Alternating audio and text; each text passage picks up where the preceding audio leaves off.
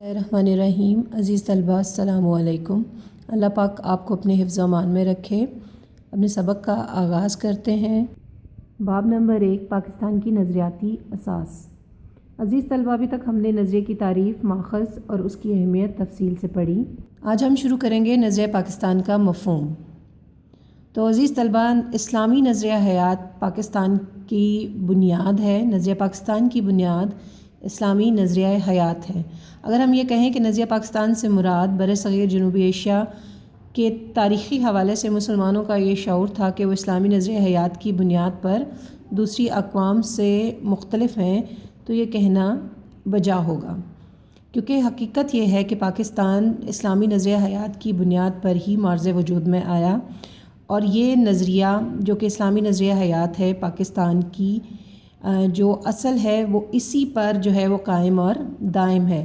یعنی پاکستان کا قیام کا جو مقصد تھا وہ یہ تھا کہ ایک ایسی اسلامی ریاست قائم کی جائے جہاں مسلمانوں کو ان کے حقوق جو ہیں وہ میسر ہوں، اور مسلمان پوری آزادی کے ساتھ اپنی مذہبی روایات، اقدار کے مطابق اپنی زندگیاں بسر کر سکیں۔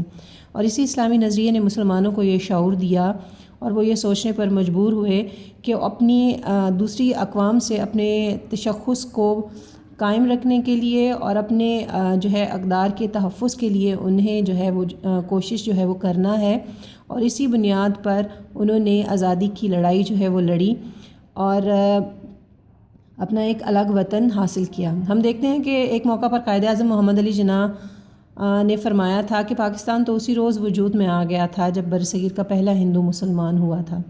یعنی اگر ہم یہ دیکھیں تو اس نظریے کی تاریخ کتنی پرانی ہے کہ جب برصغیر پاک و ہند میں عرب تاجروں کی آمد کے بعد یہاں پر پہلے مقامی ہندو نے اسلام قبول کیا تھا، تو پاکستان کے قیام کی پہلی اینٹ اسی دن رکھ دی گئی تھی۔ اس نظریے نے اسی دن اپنا وجود جو ہے وہ قائم کر لیا تھا، جس کی بنیاد پر مسلمانوں نے آزادی کی جنگ لڑی تھی۔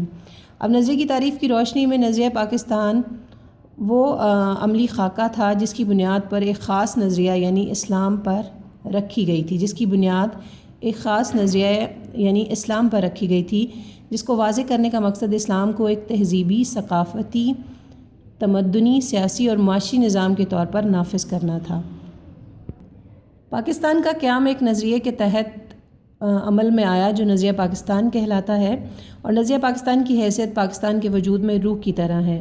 ہم نے پہلے بھی پڑھا تھا کہ نظریہ روح کی مانند ہوتا ہے جو قوموں کو زندہ رکھتا ہے اور ایک محرک کے طور پر کام کرتا ہے، اور قومیں انہی نظریات کی بنا پر انقلاب برپا کرتی ہیں، جس کے بغیر پاکستان کے قیام کا کوئی تصور نہیں کیا جا سکتا۔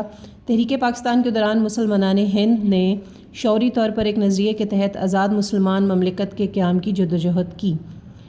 اور ہم اب نظریہ پاکستان کی چند تعریفیں دیکھتے ہیں۔